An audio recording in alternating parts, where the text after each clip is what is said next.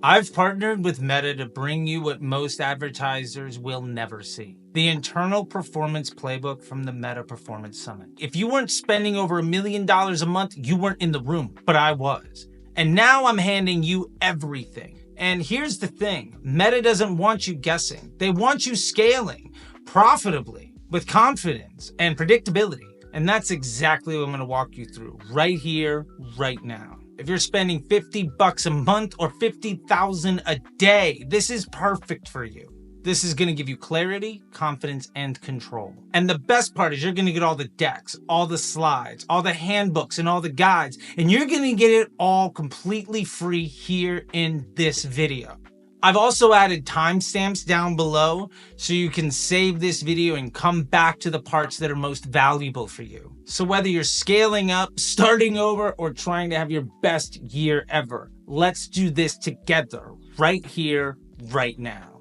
So we're going to start with Reels, partnership ads, and creators so you have the playbook to make better ads today. Then we'll get into incrementality, what it means, how to measure it, and how to stop worrying about attribution and ROAS and all that nonsense. Then we'll get into AI, so you learn how to take advantage of the machine to get it to do the work for you. I usually charge thousands for this kind of stuff, but today we're getting into it for free. I hope you can tell how excited I am. Let's get started. Let's talk about breaking through on Reels. And this is all about creating impactful content and strong creator partnerships. So I think a great place to start is at the beginning. Let's start with the 3 rules for a winning reel. Now I'm going to tell you a little secret from inside Meta that might not be a secret anymore.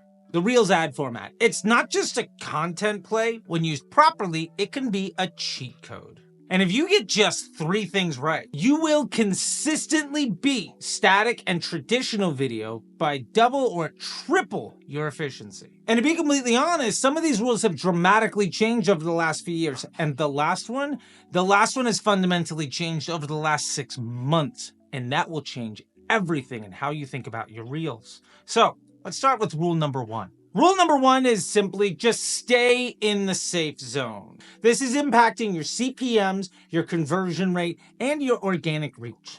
The safe zone used to be a formatting tip, but now it's a delivery filter. Your ad will literally be penalized in the auction if you break this layout. For your reference, here's the internal slide from Meta for what that safe zone is, from the engineering team to the top creators, so that you know how to make not only your ads better, but all of your organic content also be seen by way more people. You can't have things over the bottom where the UI sits, or off to the side, or in the upper corners. You have to stay in the safe zone. Rule number 2 is a bit of a change from what we've been told. You need to be full screen vertical video, 9:16 only. You can't get away with 1:1 or 4:5 videos anymore. Much like the safe zone, if you're not getting this right, you won't reach the right people. 9:16 fills the screen and feels native. The product engineering and delivery teams all independently ran dozens of tests across CPG, e-commerce, lead gen, and SaaS businesses, and the results are undeniable. Leveraging full-screen native vertical video instead of image ads on reel placements reduced CPAs by nearly 35%, and also wildly outperformed other videos that weren't formatted for this format. And I'll show you a slide later that gets to the specific numbers on that here in just a minute. The crazy thing is, most advertisers are just recycling their Instagram content directly into the Reels placement, expecting everything to go the same. And the honest truth is, it's just a completely different beast. It used to be an incremental placement. Now it could be the lifeblood of your entire funnel. Don't be most advertisers. You can do better. And that brings us to rule number 3, which is a fundamental shift from what they were telling us just 6 months ago. And this will fundamentally change how you plan your content. And it's as simple as this. Make your content for sound on. Reels are scroll stopping when sound is part of the story. If your ad doesn't work with sound on, you are losing performance. And no, stock music doesn't count. Use voiceovers, creator dialogue, and music synced to transitions and edits in your videos. Meta's data has shown repeatedly over multiple blind studies across the engineering, product, and delivery teams that adding sound is a core signal in the Reels delivery algorithm. Silent videos equal silent results. We used to be told that you should design for sound off. Here's what I honestly think. My little editorial. I think just having sound on your phone in public has become widely more socially acceptable. If you've ever been on a plane or ridden the subway in New York City, you can confirm this to be true. Drop in the comment section down below if you've ever had an experience like that. But also, when they told us to design for sound off, AirPods weren't ubiquitous. And I think ultimately that trending audio has changed the way people expect to experience video on their phones. So simply put, if you're silencing your videos, you are silencing your results. Now, here's the data to back it up. Creative is the variable that multiplies success. 9x16 video ads with audio in the safe zone resulted in, on average, 34.5% lower CPA than image ads on Reels, and 15% lower CPA than non-9x16 video ads without audio on Reels placement. And for those of you trying to read the fine print here, there's one very important metric. And let me read this off to you. This approach outperformed with 99.9% confidence. What else do you need to hear? So if you want better performance on Meta, the first thing you fix, it's not your budget, it's not your targeting, it's not even your offer. It's your actual ad format. Reels work when they look like Reels. 9x16, sound on, and in the zone. Everything else is optional. So let's play a game. Now that you know the rules, you don't even need to see the reel to know which one of these is the real reel. So comment down below as we play along. I'm going to show you a preview of two different reels, and you can tell me which one is the real reel, okay? I have confidence in you. I know you can do this. Let's play the game. Now we're going to start with a pair of reels from Sweetgreen. Now remember, you don't even need to watch the whole reel to know immediately which reel is the real reel. So let's play along. Can you guess the real reel? This is reel A, and this is reel B. So in the comment section down below, can you guess the real reel, A or B? Now we'll get to the answers in just a minute, but let's play another round of this game. Now for a second set of reels, we have an example from Pure Gym, and Ferold is fashion. Now again, remember, you don't need to watch the video. A single still image of that reel will let you know which reel is the real reel. Here's reel A, and here's reel B. So, can you guess which one is the real reel? Again, drop it in the comment section down below. Now, before we go on, we have one other example. Let's recap the creative essentials. 9x16 video with the audio on and everything in the safe zone. This is a pair of ads from Coro. One more time. And this one's a little bit trickier. Can you guess which reel is the real reel? Is it reel A or reel B? Now, before I reveal the answers, I just want to cover one more thing. This is the language of reels. You can see a 16% improvement in CPA and a 13% higher ROAS. Now, of course, these are the metrics from Meta. I would not tell you what was going to get you a higher ROAS because we care about real money. But again, internal slides leaked from them to me, to you for free. And by the way, if you want these slides, they're available for free 24 hours a day at disruptorschool.com/metasummit. All right. Which reel was the real reel? Well, let's go back and let me tell you the answer. For our Sweetgreen reels, it was reel B. You know why? Reel A is not a 9x16 video. The border across the top and the bottom, dead giveaway. And by the way, you notice those borders are orange because of the colors of some of the stuff in the image. But Sweetgreen's brand is not. And this could be happening on your reels all the time because it's taking cues from your imagery, not from any brand guideline. Now, the second batch of reels, it was reel A from Pure Gym. And the dead giveaway here is the text on the bottom of the screen. It's outside of the safe zone. If you look at it, the for work is behind the logo. That's why you need to be in the safe zone so that you don't violate these rules. And we're not saying that the reel on the right, reel B, won't work. What we're saying is you're going to get penalized for using it. higher CPMs, lower conversion rate. Essentially, you're going to buy worse quality traffic for a higher price. You can still win, but it's a lot easier to win by doing it the right way. And quick tip, if you want to change your performance on this ad, you could literally just take the for work and put it above the bag instead of below so it stays inside of the safe zone and your CPMs will drop overnight. And the last one, remember, I told you this one was kind of tricky. It was Reel B. Why? Because Reel A has the brand logo in the upper left-hand corner outside of the safe zone. If you look at it, where it says Reels in the upper left-hand corner, the brand logo is blocked by those words. You're violating the user experience. This might crush on YouTube Shorts, but it is not built for Reels native, and you will get penalized. Quite literally, removing that brand logo would fundamentally change the performance of this ad. Because also remember, you don't need the logo on the reel. Because also the logo's in the lower left-hand corner. Remember, they show you the page the ad comes from. Putting your brand in the image is not going to improve performance. And often, it's going to be the reason that your performance isn't nearly as good as it could be, for the reasons that I just told you. So now let's get to section 2, why your reels still flopped and how to fix them. So let's say you followed the rules, 9:16 native video with audio that means something when watching that video, and all of your text and overlays and everything is in the safe zone, but your reels performance still tanked. Your organic isn't getting any distribution, and your ad CPMs are through the roof with the worst performance you've seen forever. Here's why. Most brands try to act like creators instead of actually just using them. The problem is that reels are not TV spots. They're not mini commercials. They're not a cut down of your product video. They're not a trailer of your landing page. They're content. Every ad is content. Every ad is just organic content that you pay to show to somebody.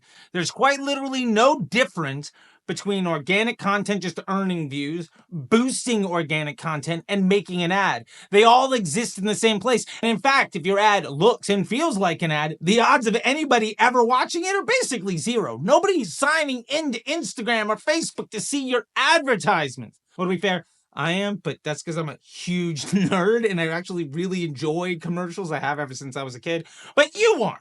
We got to remember, your ads are a burden on somebody's experience. It's the giant, ugly billboard blocking the beautiful sunset. They have to feel native to the scroll. If they look like an export from Final Cut Pro, you can kiss your money goodbye. So here's the fix. It needs to be relatable, digestible, and entertaining. And let's get back to the language of the reels. Right now, at the Meta Performance Summit, they broke it down with 3 specific categories. First, it has to be relatable. It has to look like something I'd make or watch on my own. Second, it needs to be digestible. This is snackable content. It needs to be short, punchy, and easy to consume. I'm not trying to enjoy a 3-course meal. Just give me the Ferrero Rocher and I'll be on my way. And it has to be entertaining, funny, surprising, visually interesting. That's why talking heads and the get ready with me style and the what's in and what's out and stitch and reaction formats really dominate. It's not just the format, it's the language. Now, Meta has run some global tests on that, and they gave us decks that are dozens of pages long. I've read them all. You don't have to. Here's the information that you need. By the way, if you want all of the decks, the link is down below. There we go. All right. Now, here's what you need to know.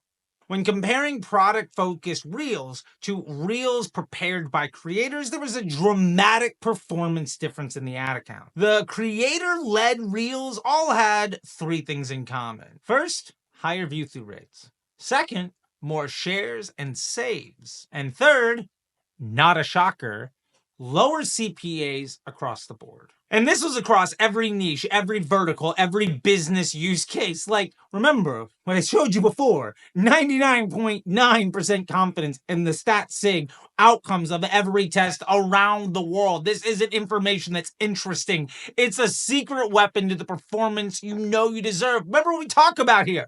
More success, less stress. This is the playbook. And remember, this isn't magic, it's empathy and it's editing. So what I want you to take away from this is that reels don't just work because of the format. They work because of the feeling.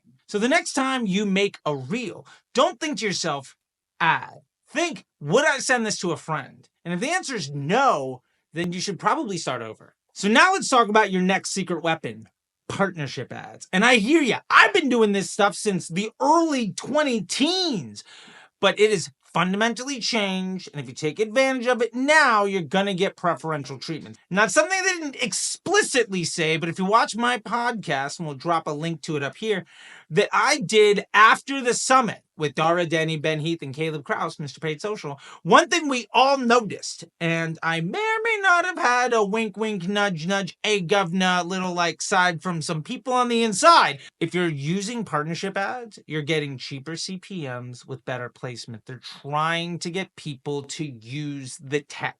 I saw preferential bidding with DPA was brand new. I saw it with CBO. I saw it with DCT. We even talked about it on the other channel when ASC first came out, why it was working so well. And now the reason for this is pretty simple, and it was Facebook back in the day, and it's Meta now. But when they want to invest in new technology and a new customer experience, remember, changing consumer behavior is one of the most expensive and difficult things to do.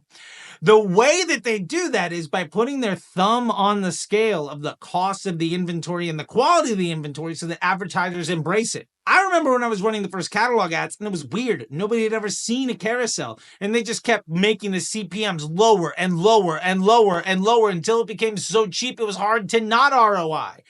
And then 6 to 9 months later, everybody loves scrolling through catalog ads. To this day, that was 2017. To this day, catalogs are basically an essential tool for any e-commerce business. We're seeing the same thing happen in partnership right now. It is a cheat code to take advantage of today. And what I've heard from people overwhelmingly is that by this time next year, that cheat code might go away. And they expect mass adoption around Q4. Black Friday, and full distribution into the marketplace with everybody copying what all the best people did on Black Friday. You can take advantage of it today because you're here. And that's what this channel is all about. Okay, that being said, let's dive into some more about partnership ads. Now, I told you that Meta is investing in getting people to adopt this technology, but what does Meta actually want you to do with creators? Well, I have the decks. I have the literal scripts. I have the internal documentation from the team that they're giving to their reps and what they suggest people do to their creators. And again, if you go to the link down here, right there. Okay, awesome.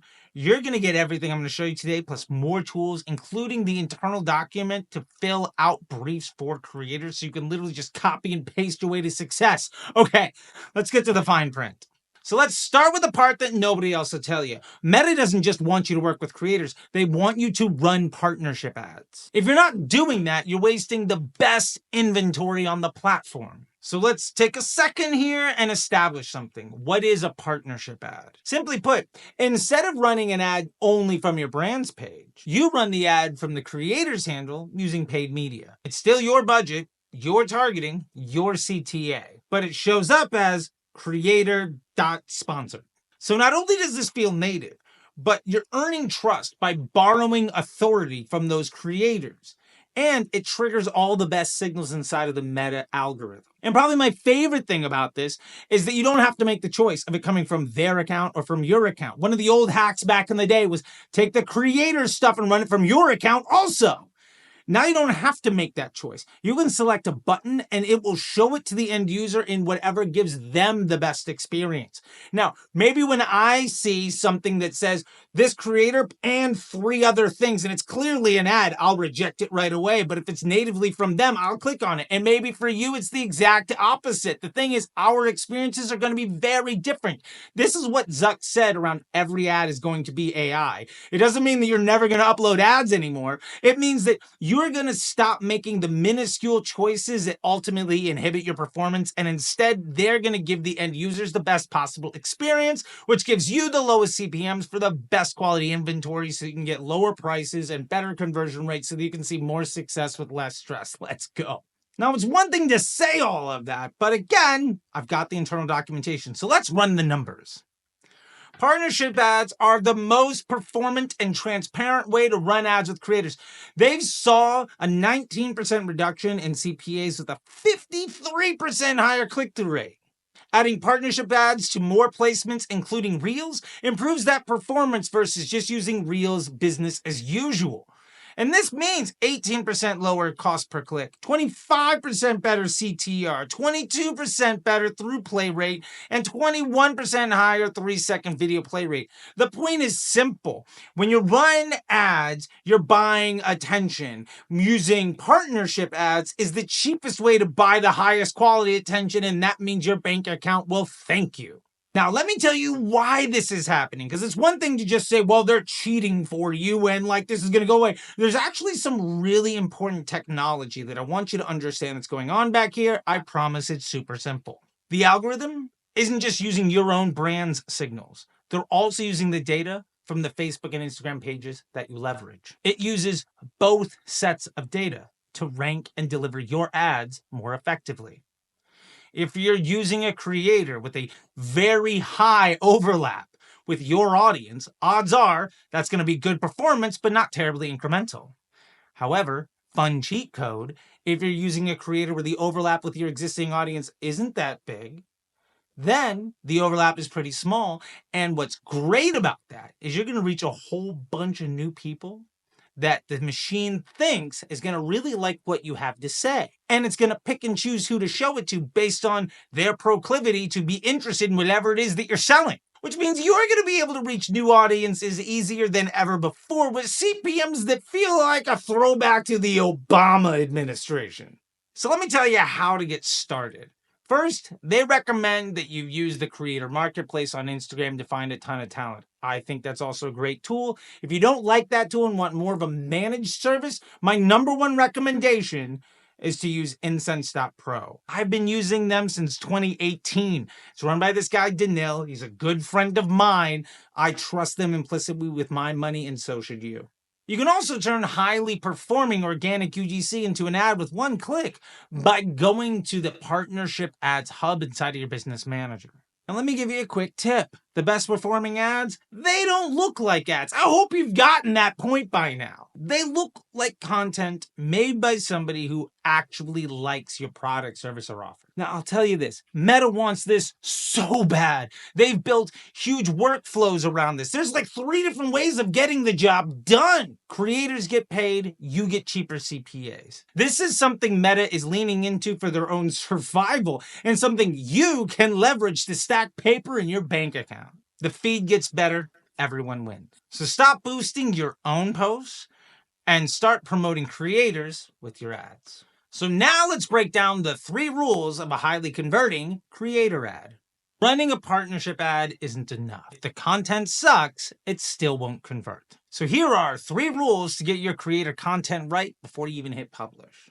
And full disclosure before we get into this, I have a lot of experience paying influencers. I used to have a 6-figure monthly budget. I paid Kris Jenner over 6 figures for 1 post. And I'm now getting paid to make content for people. And so there's a lot that I've learned over the years of millions and millions and millions of influencer and UGC and celebrity ads. And rule number 1, the creator needs to know why them. And it's not just to make somebody feel good. There's actually a very important exchange of information here. Don't just send a product and say, make a video. You got to tell them why you picked them. And this is important because they need to know what part of their content or voice fits the product or brand. You have to let them know what you love about their work. This will unlock better creative every time.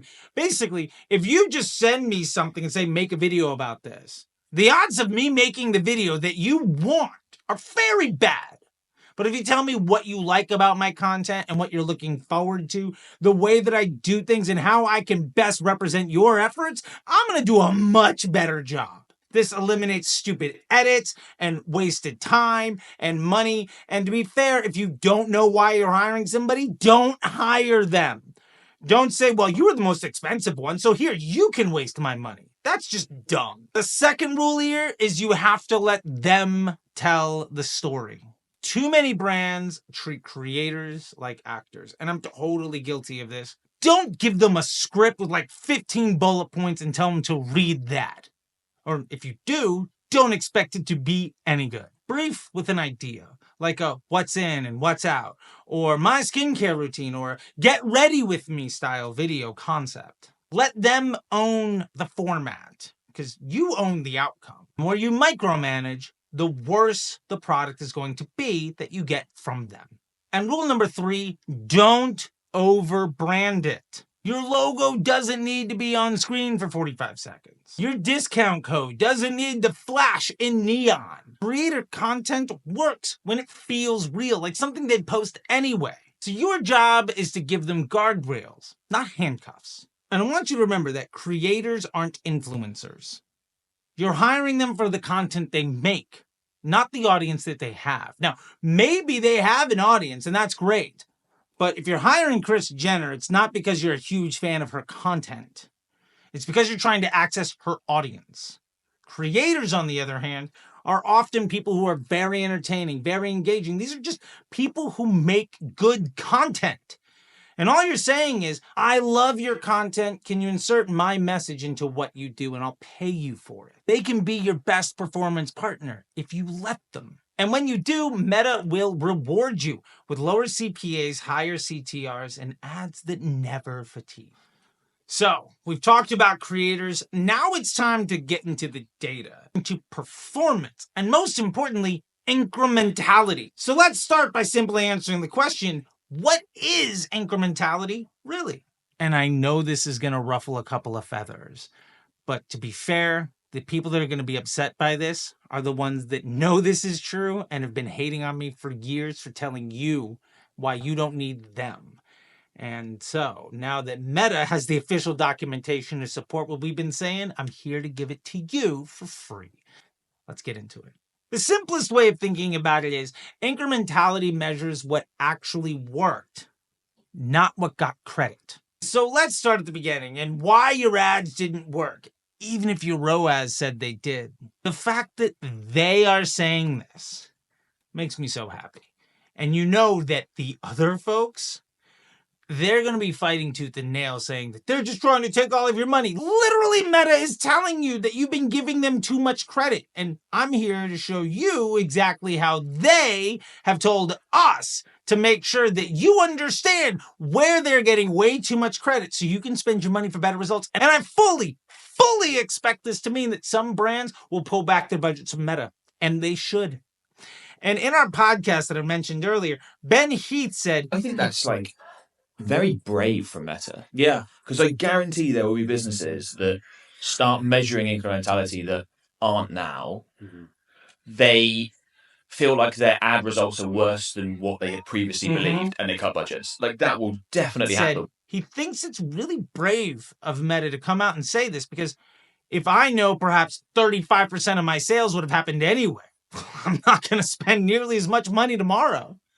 And the honest truth is, that's happening across a lot of accounts, and almost assuredly yours. So let's solve it. Let's unpack a little bit more about that quote of ROAS is a lie we've all believed. If somebody clicks on your ad and buys something, Facebook has claimed victory. And that sounds great. But what if they were going to buy anyway, no matter what? Or saw 5 other ads right before that one? That click just got the credit, but it didn't cause the purchase. I gotta show you this slide.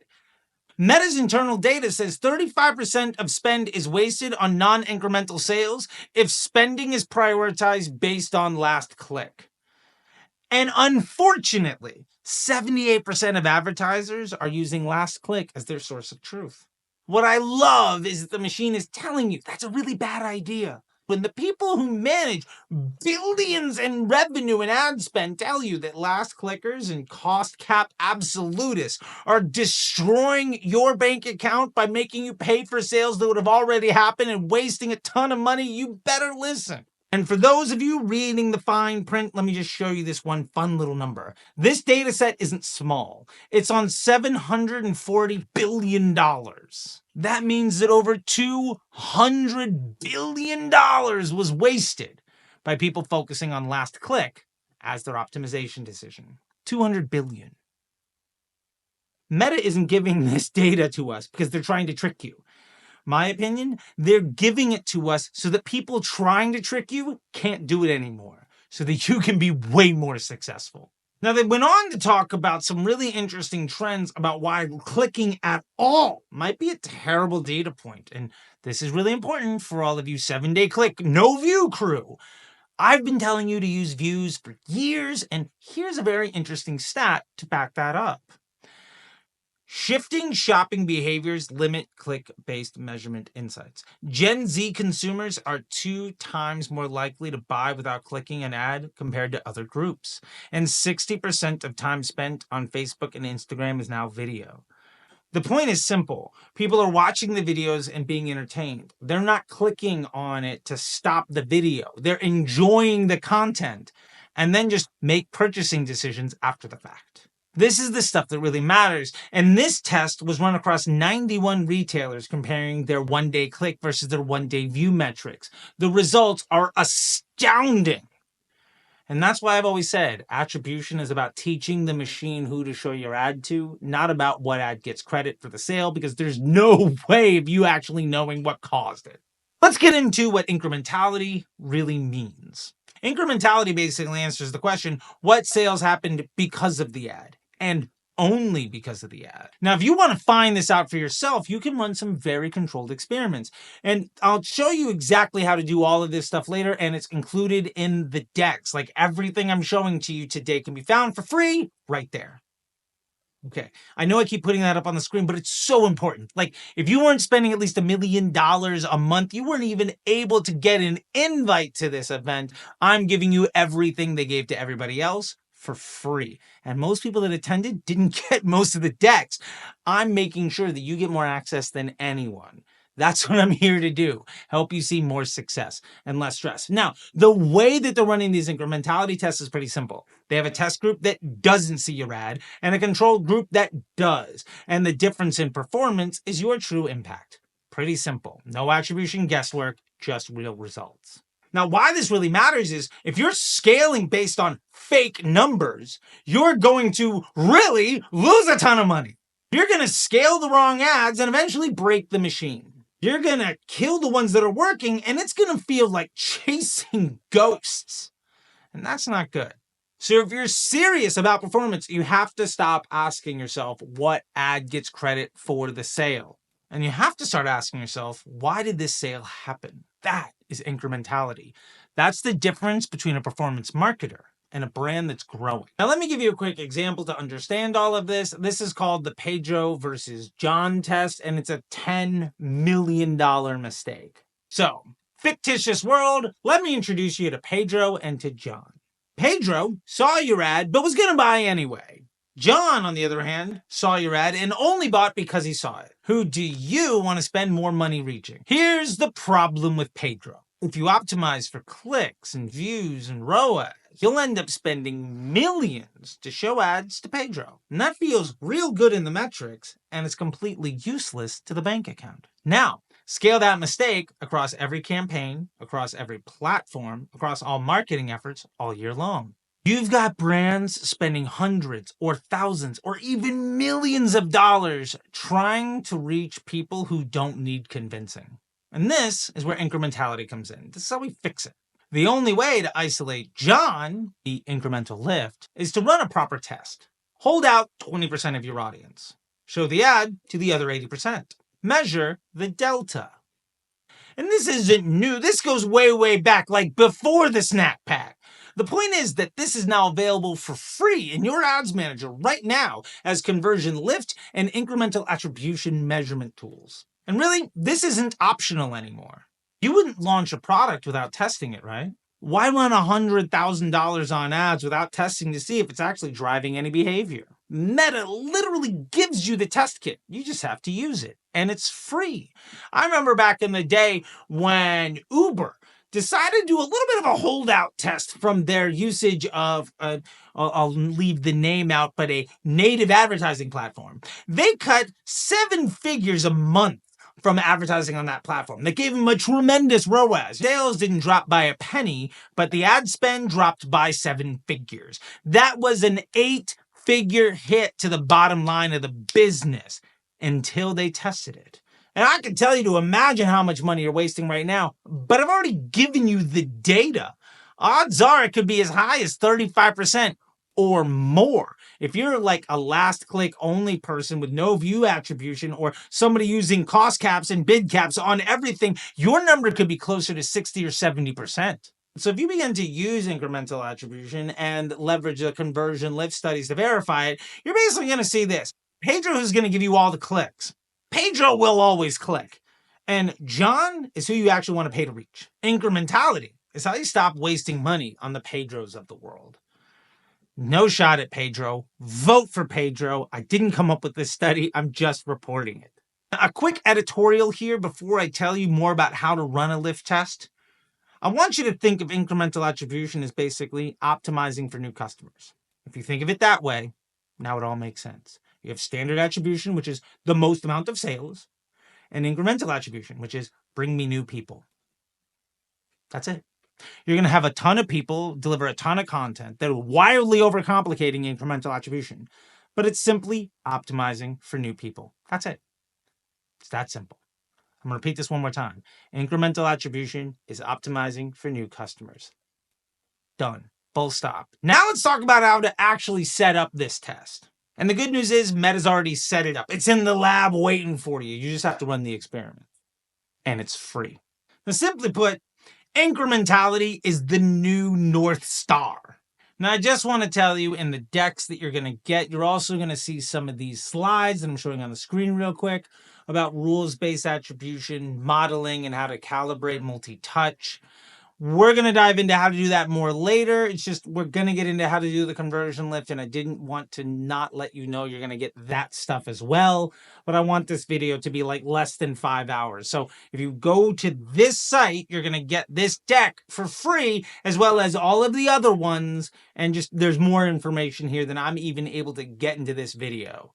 Okay, I'm going to show you a simple breakdown of how to actually run an incrementality test in your ad account. So you're sold on incrementality. You don't like the idea of wasting 35, 50, 60 cents of every dollar. Now let's talk about how to actually set up this test and use it. And the good news is you don't need any other tech or just spend any money. Meta has included it in the lab. You just need to run the experiment. So let's pull up another deck on the screen. This one is Measure What Matters, Scaling Through Incrementality. This is a complete how-to doc for you. And instead of just telling you what to do, I'm literally going to show you the tools that they give to their engineers and the best reps in the world for people spending millions so that you can do this in your ad account for free today. The important thing here is that every lift test should be designed to answer one question. What's working that wouldn't work if we stopped spending money? So if you want to set this up inside of your ads manager, you want to go to the experiments tab and then select set up a conversion lift test. You then simply choose your campaigns, and best practice here is to set a 2 to 4 week test window. You reserve 20% of your audience as a holdout. That's your control group. They get no ads. Now, I got to read this off because this is the actual guidelines from Meta, but I want you to know that you don't have to do this. I just want to make sure that you know exactly what they say you should do. But editorial, you don't need to do this, but let me give you the very big specifics. And I'm going to read this off of internal email that I can't share with you, okay? Meta recommends $50,000 per sell, that's control and test, meaning you need $100,000. And 50 conversions per week with enough traffic to reach a statistical significance. The bigger the brand, the easier this gets. So that's their language. Now remember, this is an email designed to go out to brands that are spending at least $1 million a month. You can do this if you're spending $100 a day. All right, don't get scared by the numbers. I just want to have full transparency around like who this information was designed to reach so that you know the leg up you have on everyone else in your boat. Now, the important thing to remember here is that you're not reinventing the wheel. You're just using real data to stop guessing. Lift tests aren't hard. They're just rare. And I think we should make them the standard. In my businesses, I run a lift test every month. Remember it said 2 to 4 weeks? I start one on the first of every month. And I actually look at the impact of the lift test month over month over month to really get some barometer and direction on what I'm doing outside of just the ad account so that I can put the bank account in context with the ads manager and really get a good idea on whether or not my strategies are hitting. So let me tell you where most marketers mess up, what to do after the lift test ends. They run the lift test and then they don't know what to do with the results. And remember, data is only as valuable as it is actionable. Otherwise, it's a complete waste of everybody's time. Step number 1, read the delta. Delta. After your test ends, you're going to see something like this. Test group got 4,800 purchases and your control group got 3,600. The incrementality is 1,200 purchases.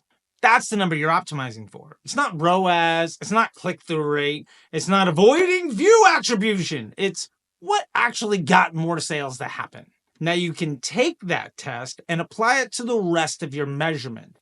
And this is great for you that are using Blotout and Elevar or Triple Whale or Northbeam or, God forbid, Hyros. This is where we can begin to calibrate the attribution model. If your multi-touch attribution said Meta drove 100 sales, but the lift says it drove 150, you have a 1.5x multiplier, meaning that you can multiply Meta's impact across your marketing model to fix under attribution. Now, the actionability of this is pretty simple. If a channel, creative type, or campaign shows tremendous incremental lift, pour gas on that fire. If something flopped or failed or looks good on the platform but drove no lift, cut your budget there. Now you're scaling what's real. And fun fact, I've done this for years. And you know what gets all the budget cut? All the cost controls. They usually go down to about 10%, because usually about 10 to 15% on your cost controls is incremental. The rest of it is a complete waste of your money.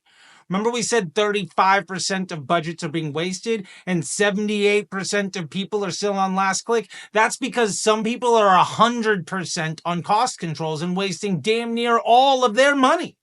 And I'm not saying that those marketing efforts don't help.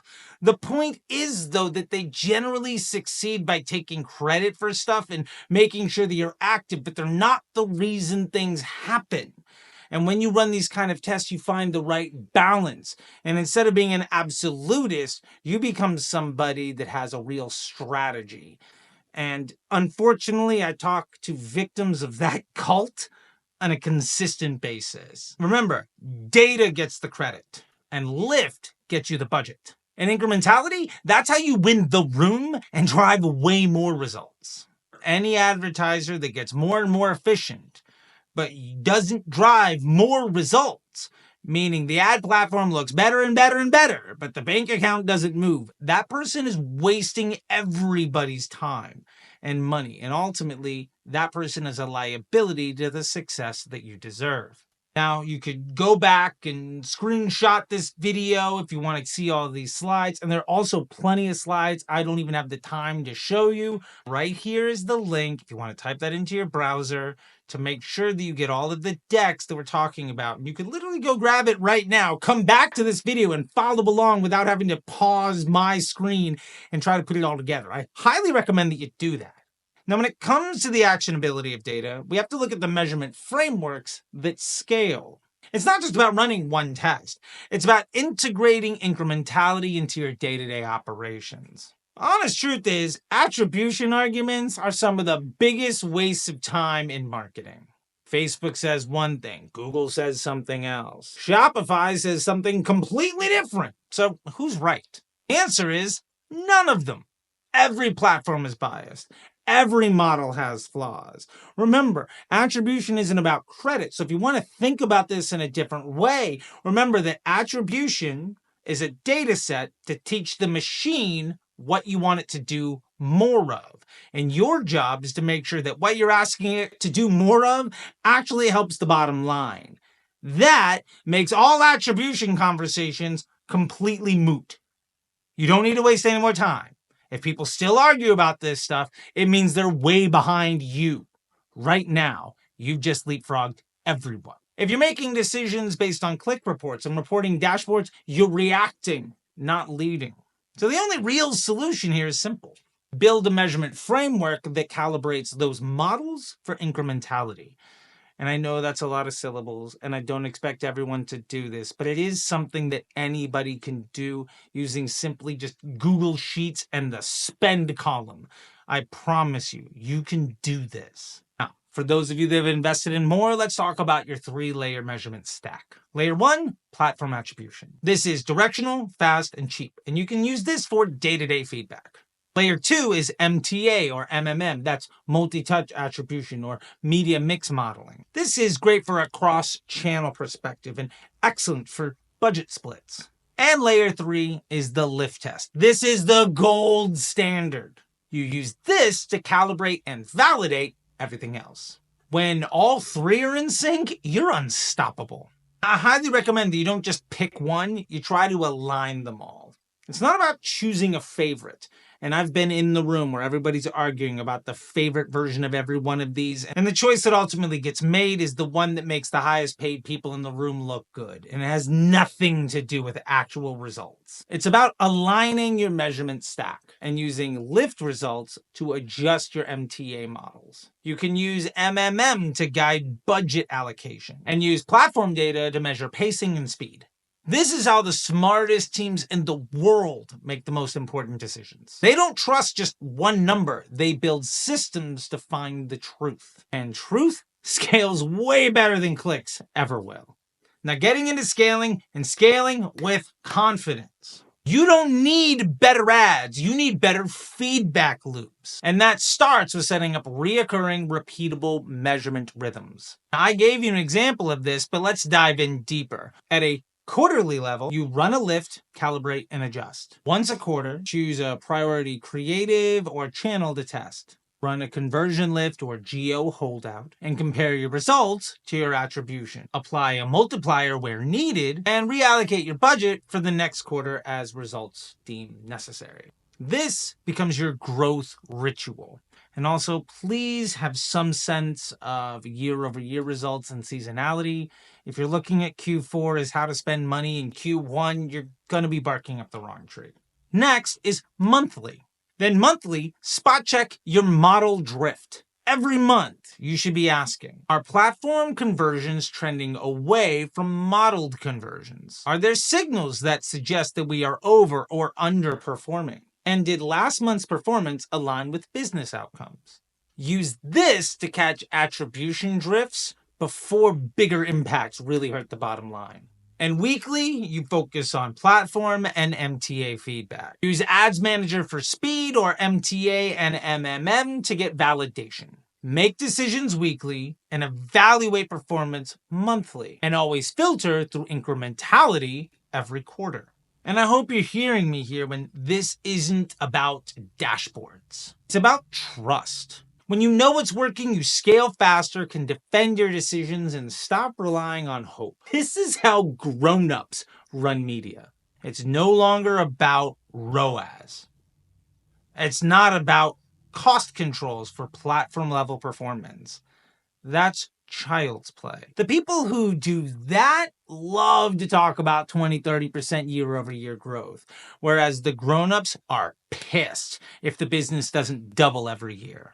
So now we get into the really fun part, the automation evolution that Meta has brought to the table. And I want to start with a little bit of a history lesson here and then really get into some actionable stuff. Meta's tools are evolving.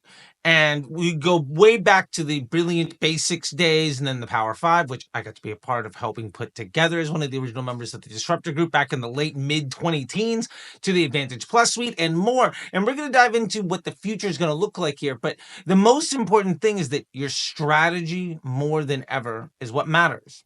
The ability to click the right box or use the right tool, like the hacks just don't work anymore. Hacks are for hacks. And I'm going to show you how to never need them ever again. So let's start with the real reason why your Advantage Plus campaign isn't working right now. I know, you see everyone's running Advantage Plus now. And everyone's confused as to why it works for some brands, but it doesn't seem to be working for others. And if you're watching this, it might not be working for you. And the trick here is it's not the tools it's the input. While it's great to have automation, the meta ad system needs you to steer which direction it's going to go. It's going to crush, but without direction, it's just going to run in circles aimlessly, wasting time and money, and that is heartbreaking. I remember back in the day, like pre-2018, when you were using audiences and manual placements, and we were using like ABO to do creative testing and audiences. CBO didn't even exist. Now it's all automated. It's all AI. And if you're still doing some of those things, I urge you to start thinking like it's Meta in 2025 and not Google in 2015. There's literally no value to you segmenting each individual thing. Because remember, going back to the data conversation, if you're looking at attribution-based data on a click to make decisions, you're looking at something that does not comprise all of the information from something that happened in the past that is incomplete and out of context to predict future behavior. That doesn't make sense. And that's the reason you get wins all the time, but don't ever actually move forward. Advantage Plus handles the creative, the placements, and the budgets. But what you put into the machine still matters. And when Zuck said all ads are going to be AI, this is really what he's talking about. It's not that like you're just going to put in a website and the media buyer doesn't have anything to do.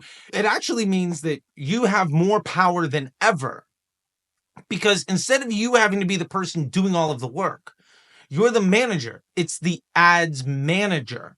Basically what this means, more than ever before, you're in charge of the factory, but you don't have to go through every single stop across the assembly line to do all of the work. In fact, your job is to make sure the people doing the job at every step of the assembly line don't need you.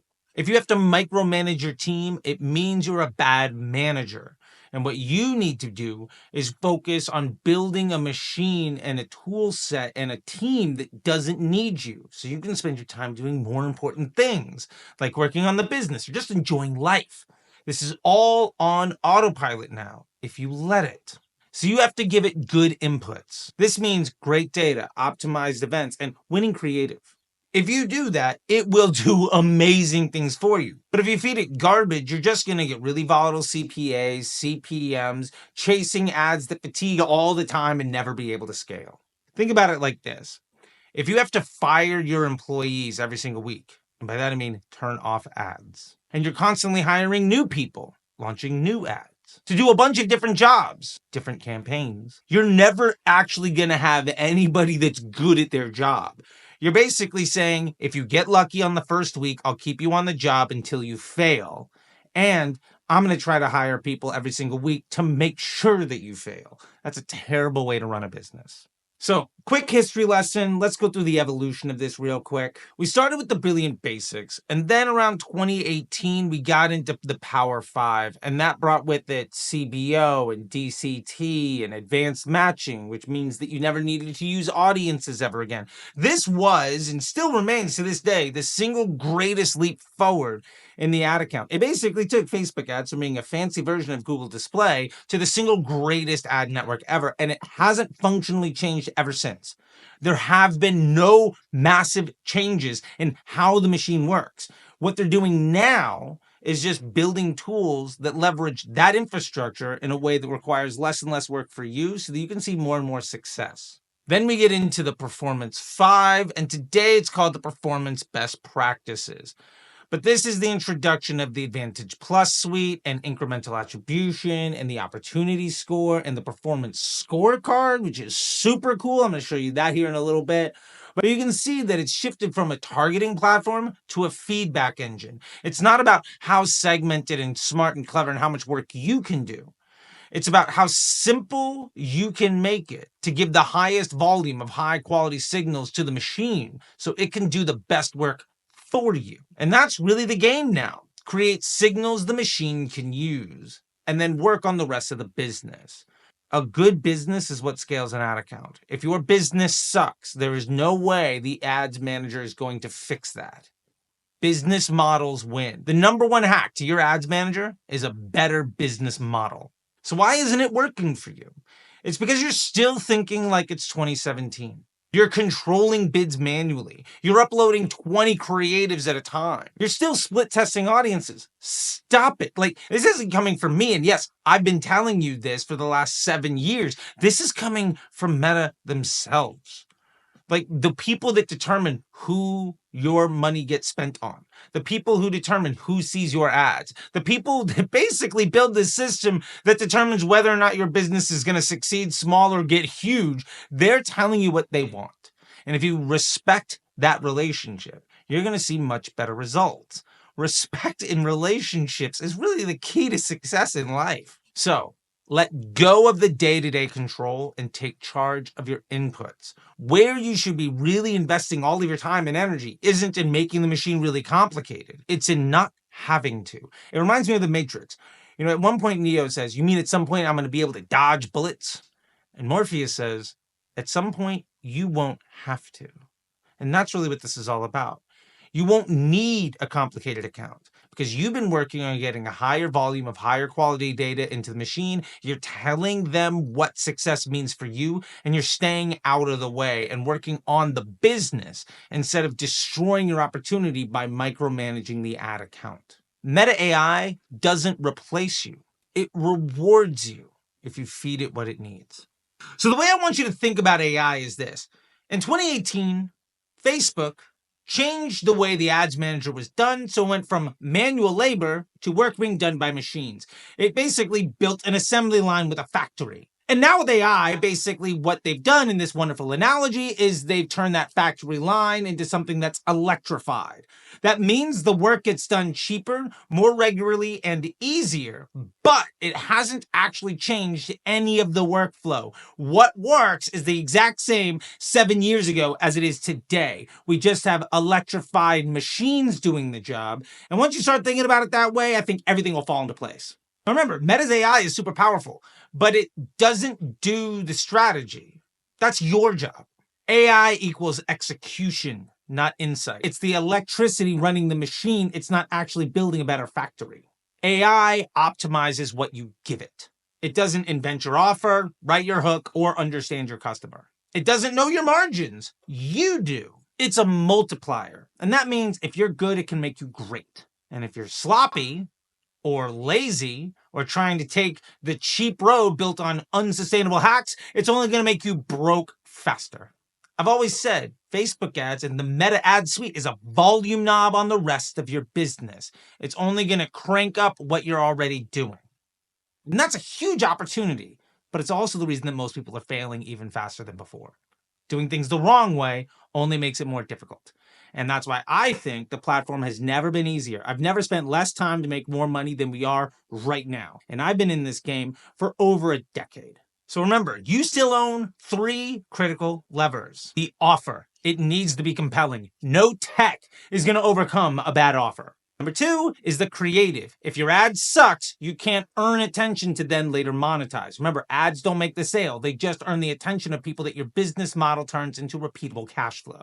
And 3, signal quality. If your data is junk, the performance you get will be trash. It's really that simple. Get your match rates up and really begin to optimize around what's important to you. Build out custom conversion events. Again, the stuff I've been telling you for years and years and years, it's incredible. The machine is now allowing you to really feed into it. And some of the stuff that my friends over at like Portland Leather Goods and Original Grain, a bunch of other brands that I've been working with for years and years and years, my DMs are all of the people. One of the things that we've all noticed is that when you build custom conversion events for the things that are important to you, the machine gets better at delivering you that result. And it can really be as simple as new customer. More on that another time. And here's the thing. Meta wants you to get this right. That's why they rolled out things like the performance scorecard and opportunity score and even value optimization and incremental attribution. So what do the best media buyers today all have in common? They don't guess. They don't tinker. They set up smart systems so the machine can specialize. Remember, specialists make more money. AI isn't your magic bullet. It's the engine. It's not the factory. It's the electricity that allows you to let it run 24 hours a day. Don't be afraid of AI. You should be afraid of ignoring it because the brands that learn how to work with the machine run circles around those who are trying to cheat it. Simply put, you are never going to be as smart as the algorithm.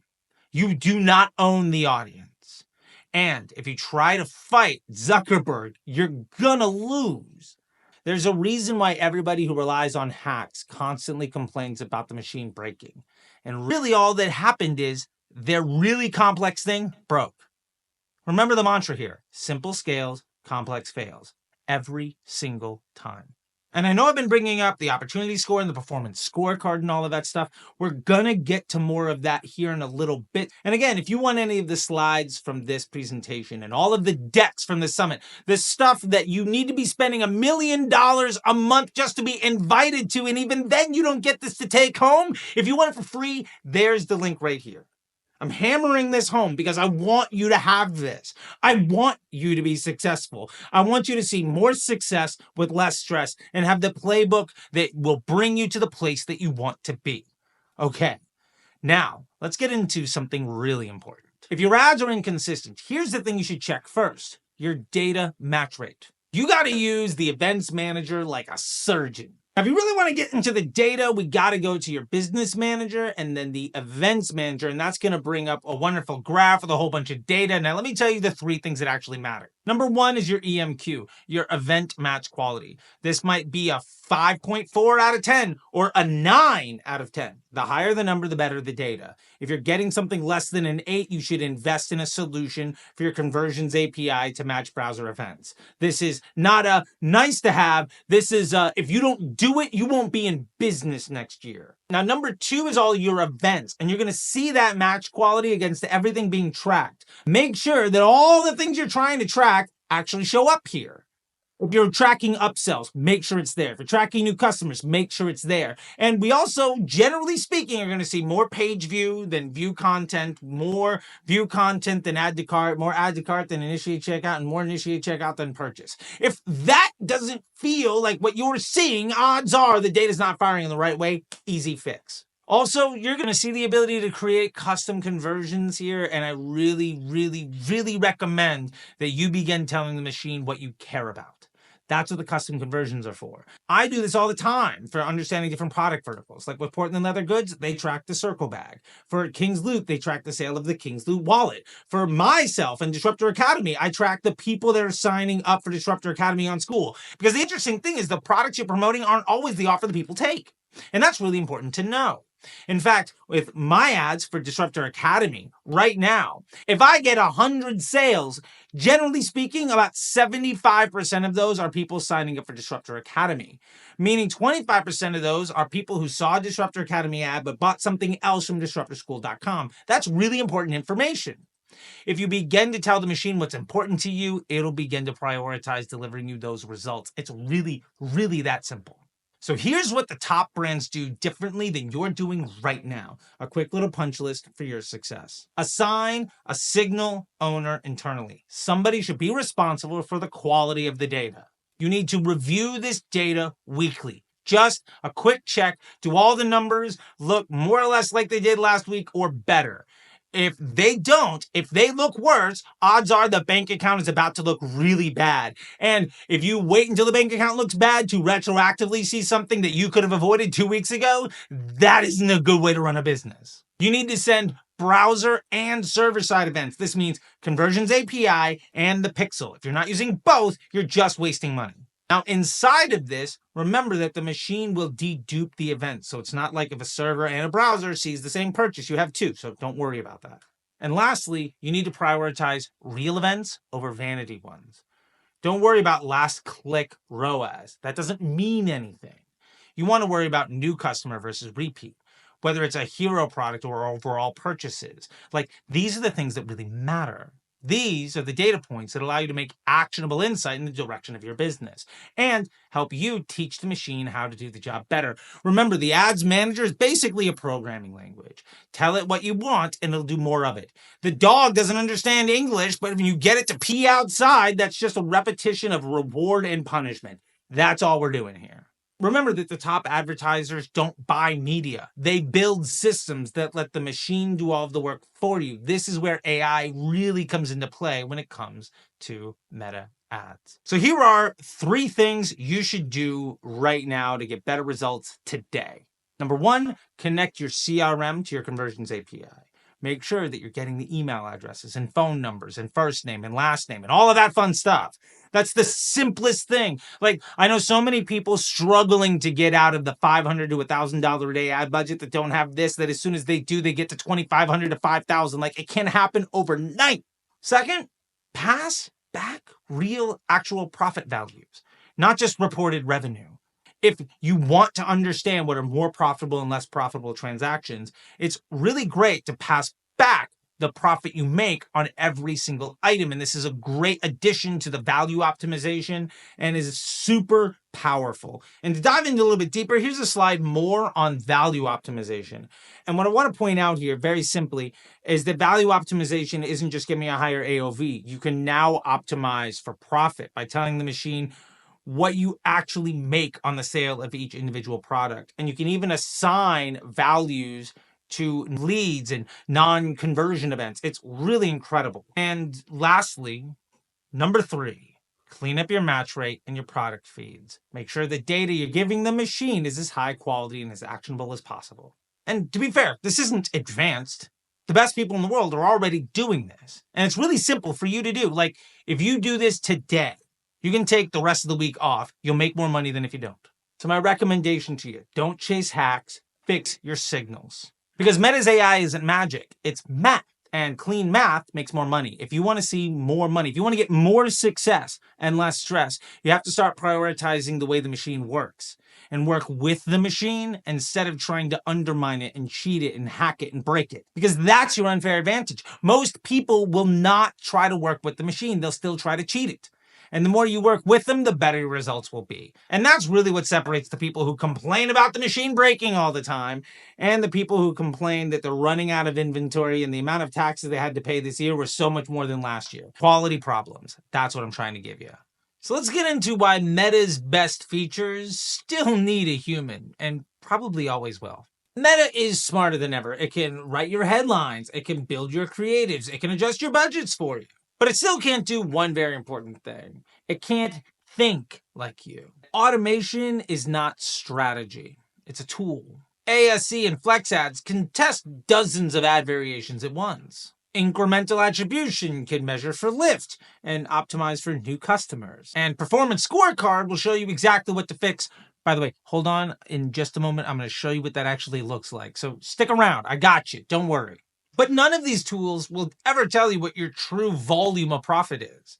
None of them are ever going to tell you what offer is best at getting somebody to buy a second or a third time. They don't know what your LTV or PSM look like. And they don't know which segment is best for high profits today or high volume of revenue over repeated cash flow cycles that might last 6, 9 months or a year or more. They don't know these things. So it's just a tool, but how you use it is still very much up to the person actually using the tools. The machine will never be able to do that. And that's your job. AI doesn't replace the work. It just makes the work easier to do. Remember our analogy about the factory. It's great that people aren't out in a field trying to do the work. We've got machines inside that'll bang it out. And the fact that we added electricity means that people just need to monitor the machines instead of doing the manual labor themselves. But having a person monitoring the machine, having a person build the machine, having somebody understand what the machine should do and what good and bad looks like is still essential. So I've been teasing it enough. Let's get into the scorecard and the opportunity score. So this is your performance scorecard, and it tracks your best practices like signal health, creative quality, and setup structure against what is best practice and what you're currently doing. And remember, sometimes following 100% best practice isn't the best for you. There's an 80-20 rule, like most things. But in this case, let's take a look at this performance scorecard and just see if there's some easy wins on the table. Like right away, we can see 42.3% of ad spend is on a campaign that is currently in the state of Advantage Plus. Remember, Advantage Plus is no longer a campaign type, but it is a state that your campaign is in. How much automation are you leveraging versus how much manual control do you have? This is saying that less than 50% of their campaigns are in a state where the machine is using the appropriate level of automation for optimal performance. We can also see these are organized by automated campaigns, objective, and goals. We have an audience. Apparently, less than 70% are using the Advantage Plus audience function. Now, if we look at the budget and bid section, the Advantage Plus budget, they recommend over 90%. This account is at 60, meaning that over 40% of the money they spend is sitting in an ABO campaign. That's not always necessarily a bad thing, but it's really hard to justify. Like, you shouldn't be using ABO for creative testing. You definitely shouldn't be using it for audience testing. Like, there are some use cases, but man, if that use case is over 40% of your budget, I mean, hey, look, good on you. But that's an edge use case, right? 80-20 rule. That is like the 20% of the 20%. You know what I'm saying? We can see some other great stuff here with the creative and placements. 93% of their creative is mobile first. However, only 46% is using Advantage Plus placements, meaning that over 50% of the money they spend are using manual placements, meaning they've avoided the lesson of the breakdown effect from 15 years ago that's still relevant today. That's an easy win. It looks like less than 70% of their reels are using the creative essentials. They're getting taxed on CPMs, buying lower quality inventory for a higher price to get worse results on over 30% of their ad spend when it comes to reels placement. Like, that's probably not good. And interestingly enough, down in the signals section, CAPI, they have only 83.9% CAPI coverage. This means that they're not getting close to the right volume and quality of data. And you can see this right in the line below it around the match quality. If you look at improve event match quality, the EMQ score, they're at a 7.1. You should be over an 8. This is easy money. Fixing this, which you can do for pretty cheap, relatively speaking, is a great way to dramatically improve performance damn near overnight. And probably the biggest red flag that I see here out of anything is the catalog match rate. 56.2%. That means that nearly half of the products available on the store are not matched up to the catalog, meaning their DPA ads are missing half of the possible sales they could get. Like, what if your DPA was performing twice as well?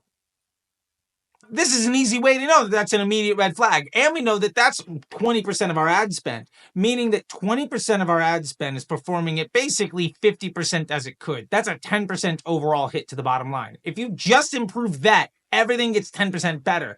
That's a really great opportunity. So we have the performance scorecard and we have the opportunity score. And I want to dive in through a little bit of that because, very importantly, a perfect score isn't necessarily the best campaign you can run. Again, the 80-20 rule, but making it better is probably going to put you in a better place. And the way I want you to think about this is like a credit score. You don't need perfect to get good enough. But if your score is a 500, you got some work to do, and your life will be a lot better if you do it. So diving deeper into the opportunity score really consists of two key elements. You have your score and your recommendations, basically saying 0 to 100, how good do we think you're doing? A B- is fantastic if you're coming from an F, right? So like, you don't need an A+ to get good enough performance. And honestly, like I said, 80-20 rule. I'd rather get a B+ and have 10 times the opportunity than an A+ and pat myself on the back while making a lot less money. So just context to everything, okay? These are recommendations, not necessarily guaranteed wins. But unlike other recommendations from other platforms, if you follow this, you're probably going to be a lot better off. And these recommendations aren't like, if you spend 10 times more budget, your cost per click is going to come down 5%. Like, no, this is real actionable information. And I can assure you, because not just of the word of the people on the stage, but also many private conversations and meetings that I've had with multiple teams, this opportunity score recommendation engine is updating with every time people take it.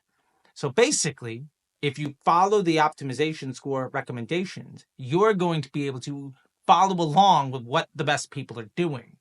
It's rating the recommendations based on the success that people are seeing.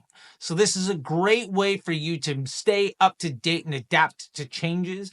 And the recommendations are going to get better and better and better and better and better. And I can attest, the recommendations I saw 6 months ago versus 6 days ago were dramatically different.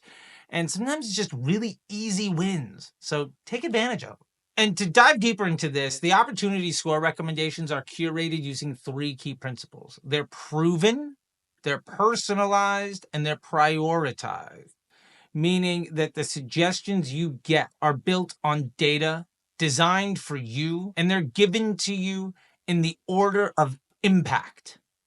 That's great. Don't tell me I need to do 15 things. Give me the 5 things that I need to do like this week and tell me what's most important. Like, this is a punch list to just making better performance.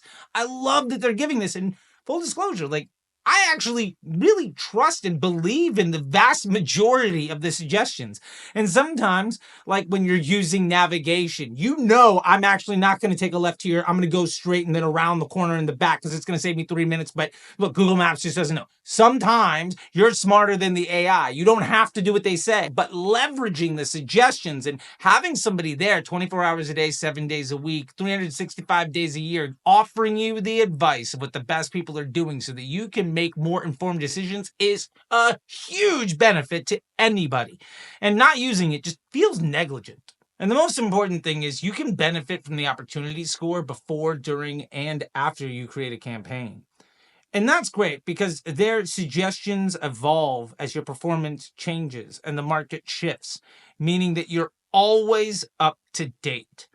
And that is what we're trying to do. More success, less stress. It's really all about getting there. So when you see this stuff in your ad account, I want you to understand they're not badges, they're diagnostics. And the higher your score, the more likely your ad dollars are going to be spent more efficiently. It's not a 100% guarantee, but again, going from a 50 to 100 probably is going to be a dramatic improvement in your bank account. To drive that point home, Meta themselves will tell you that a higher score doesn't guarantee performance. It just means that your engine is tuned.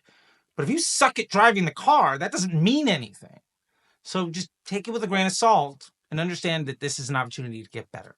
So let's go over the best strategy because it really is still very simple. Remember, simple scales, complex fails. Here are the 5 things that you need to know.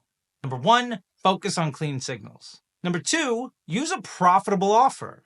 Make sure that what you're promoting is the best for your business. And don't promote 10 different offers. Use the best one. Let the machine get really, really good at the job you're asking it instead of asking it to get lucky doing a lot of things poorly. Number 3, let Meta optimize the delivery. It's just smarter than you are.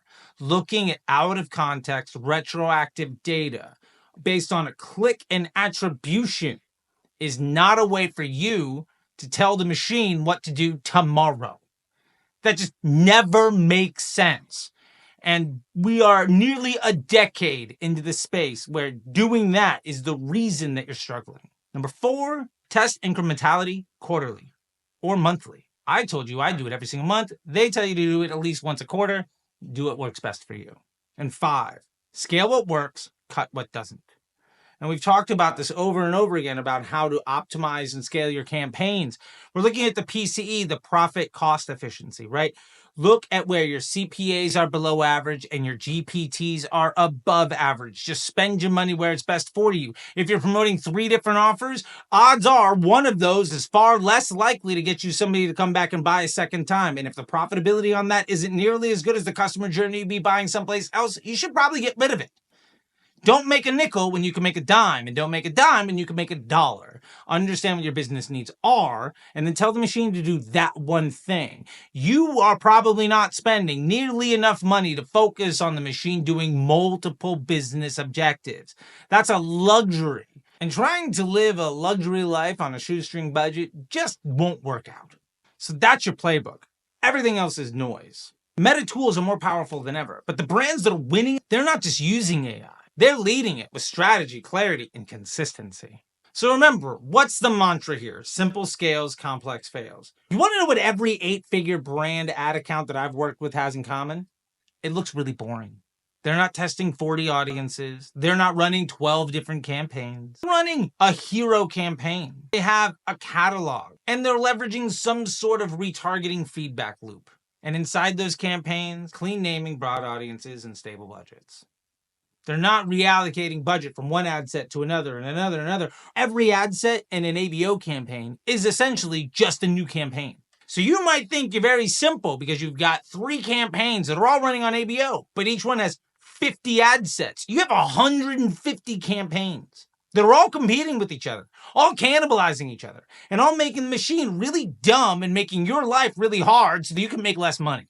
That doesn't make any sense. And here's why. When the machine is simple, when the signals are clean, and when the AI performs, you scale. So let's get to some of the dark side of this and the risk of over-engineering. More variables equals more noise. More noise equals slower learning. And slower learning means worse optimization. Simply put, the more complicated your ad account, the harder it is for you to have any idea what you're going to do, and basically the worse all of your decisions are. And that's why over-testing, micro-budgeting, and constant tinkering are the death of the performance that most marketers want to see. Not because they're bad ideas. They might be great ideas, but they starve the system of statistical confidence.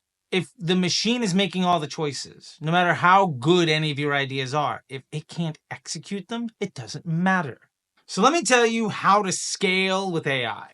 If you want AI to do more, then you have to do less. Give it fewer campaigns with fewer objectives and more conversion data per objective. Let the machine specialize so that you don't have to micromanage. The future of meta ads isn't complicated. It's clear, creative, and systematized. Simplify the structure, feed it clean data, and let the machine do its job. Look, even if you disagree with all of the points that we've said here today, if your success is dependent on your ability to work 20 hours a day, 7 days a week, day trading everything, you're never going to win.